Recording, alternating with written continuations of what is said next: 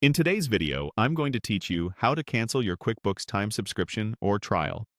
If you've decided QuickBooks Time isn't the right fit or you just want to avoid being charged after a trial, I'll walk you through the exact screens to visit and what to expect along the way.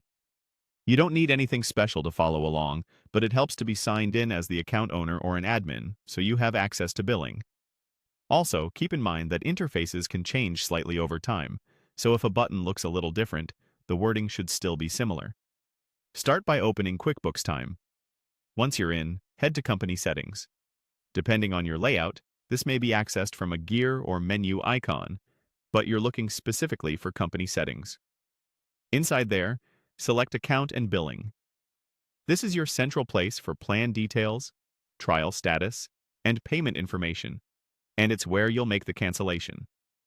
If you're on a free trial, look for the section labeled QuickBooks Time Premium. In that area, click Cancel Your Trial. The system will guide you through a few on-screen prompts. These may ask for a reason or offer reminders about features you'll lose. Go ahead and continue through those prompts and confirm the cancellation.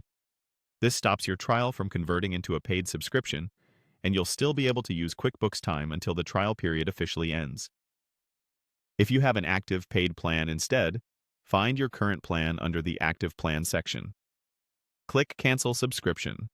Just like with the trial, you'll see a confirmation flow. Continue through those prompts and confirm. Canceling a paid plan stops future billing. It doesn't cut off your access immediately. You'll retain access until the end of your current billing cycle, which is helpful if you need time to wrap up timesheets or notify your team. After you've canceled, take a moment to verify everything. Your plan status should update to show that it's canceled or pending cancellation. If you don't see the update right away, refresh the page and check again. You'll typically receive a confirmation on screen and may also get an email for your records. It's a good idea to note your end date so you know exactly when access will stop. And that's it.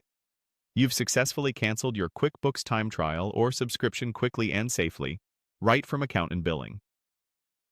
If you found this walkthrough helpful, please like, subscribe, and share so others can find it too. Thanks for watching, and I'll see you in the next tutorial.